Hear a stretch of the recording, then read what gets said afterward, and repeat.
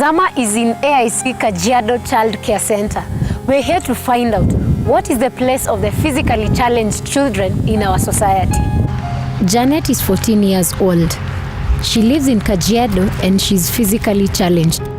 I was 9 years old on my way from school, and I was in standard 4. As I was beside the road, the lorry suddenly swept and knocked me down. Janet was rushed to the hospital for treatment. Just like many other cases, Janet got some heartbreaking news at the hospital.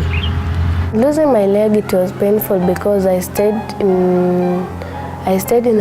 was admitted for 1 month, and during that day I stayed for 2 weeks without sleeping. I just cry all the time because I'm feeling pains in my legs. During my staying in the hospital, I was told that my life will never be the same again. And then later I was discharged, and then I was given a wheelchair.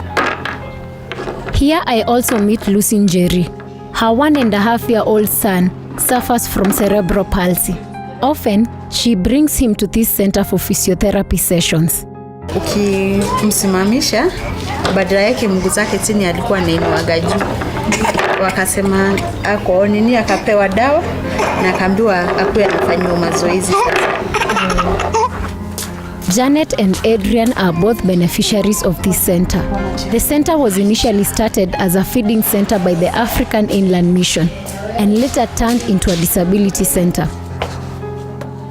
Daniel Sapaya is the director of the center.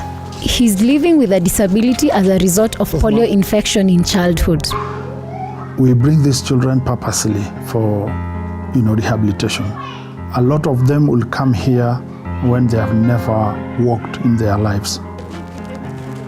This child care center is one among the few available in the country. Children with similar health issues are brought in, and essential treatment and care is given.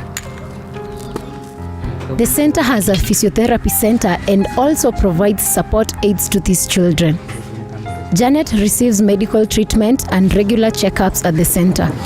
Sawa. Mguu iko aje? Kupoa. Unaona? Sawa.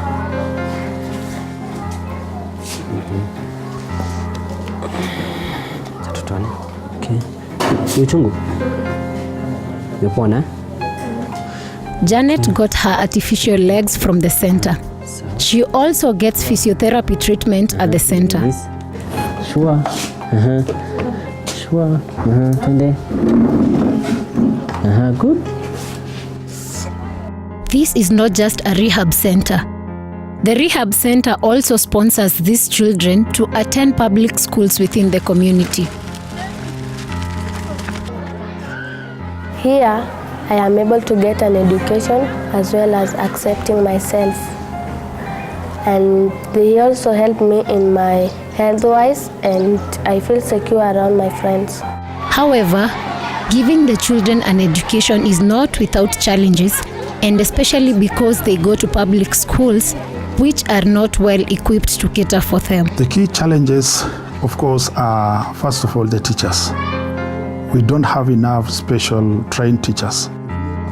That those teachers, the few of them who are specially trained for the disabled child, should be left for that purpose. Despite the Disability Act of 2003, stating that learning institutions shall take into account the special needs of persons with disabilities, not many institutions have implemented this. The government has really not put up the measures that they should towards the needs of a disabled child and persons in this country. So much still needs to be done. Disability is not inability. Everything is able. Even if you are disabled, you can do many things that people without any challenge can do. So let's not despise them because they are people. God created them with a purpose. Although Janet and Adrian are benefiting from this, physiotherapy services in Kenya for many other vulnerable children is still a pipe dream.